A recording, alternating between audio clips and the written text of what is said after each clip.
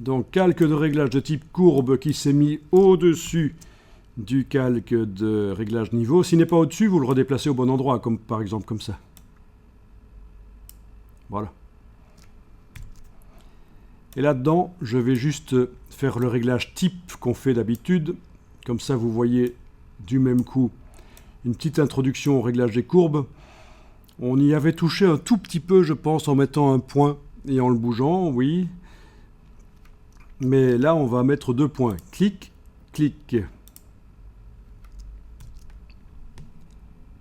Et je joue sur RVB dans un premier temps. Donc les 3 couches en même temps. Et en mettant une courbe en forme de S, vous allez contraster. Vous augmentez le contraste. C'est pas génial, ça?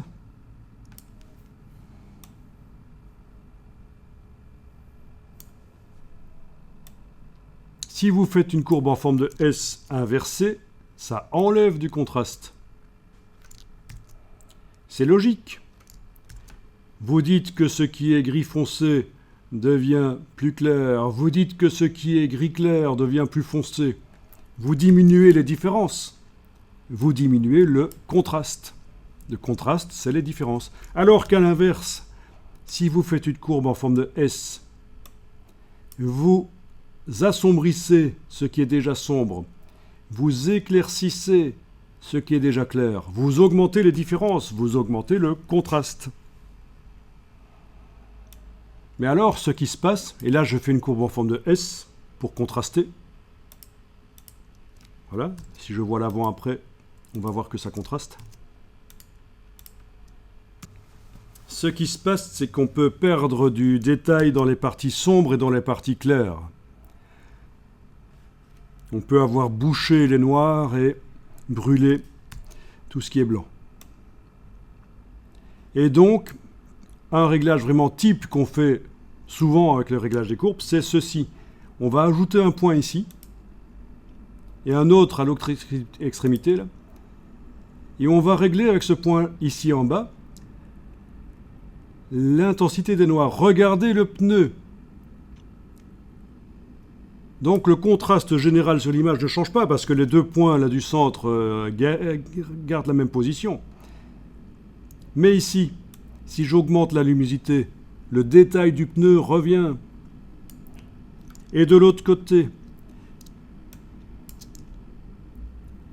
si je bouge avec l'autre point là, à l'autre extrémité, ça va faire réapparaître le détail dans les parties claires éventuellement. Voilà. Ben oui, hein. Ici, c'est du caoutchouc. C'est du latex, du caoutchouc blanc. Il n'est pas censé être super brillant, il a quand même de la matière. C'est ça, sa couleur. Et donc, voilà. Diminuer là au-dessus, augmenter là en dessous. Courbe de réglage typique. Est-ce que ça améliore le résultat? Il faut voir. C'est à juger. Ça contraste en tout cas. Je peux encore aller bouger les deux points extrêmes, les 2 points du milieu, je veux dire. Un peu, voilà. Bon, ça fait très peu de choses, mais ça contraste. Donc voilà, quand on disait tout à l'heure qu'il ne faut pas utiliser le calque de réglage ou le réglage luminosité-contraste, c'est parce que le réglage des courbes permet de faire autant et même plus. Alors,